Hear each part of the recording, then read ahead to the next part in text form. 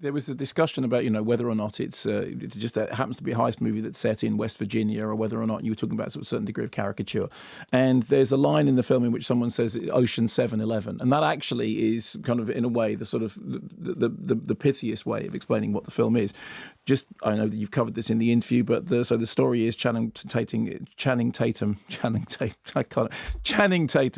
is working on these tunnels underneath the NASCAR tracks, fixing sinkholes. He loses his job because he's got a limp. He has, an ex-wife and a daughter who loves him, but no cell phone, no means of income. So he gets his brother, played by Adam Driver, who we heard in that interview, and who lost a hand fighting in the war, to help pull off an impossible heist. And one of the things that Soderbergh loves doing is, the heist that is completely impossible. How are we going to do it? And then he loves the sort of, the dexterous, even if you've seen any of the Ocean's movies, explaining how they're going to pull off the impossible heist. And there's always a kind of a cinematic pleasure in that.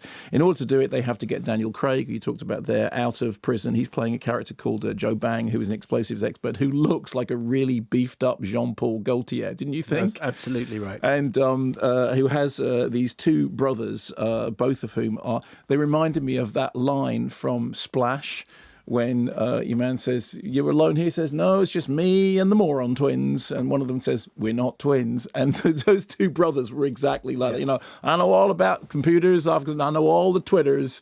I know all the... And very, very broadly caricatured. And then, of course, we have, as you raised there, Seth MacFarlane doing the accent. Because there was one thing that Soderbergh does, is he has a tendency to put people in the role and say, "Go on, do a British accent." Because if anybody remembers, it's Don Cheadle, isn't it? It's terrible. Don Cheadle wrestling with what he considers to be a British accent, in previous films.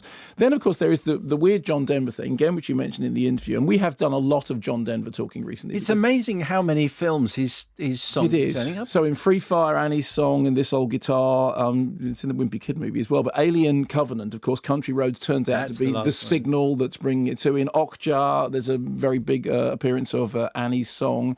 It has suddenly become the go-to thing, which is that you have a John Denver song in there that somehow suddenly becomes sort of profoundly cinematic.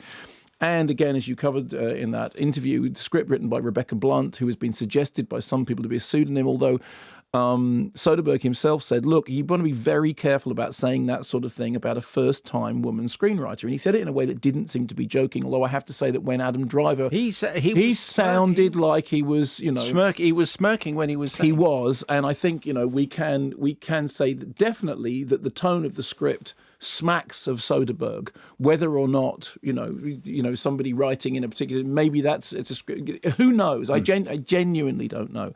As far as the film itself is concerned, I think it's fun. I think it's flippant.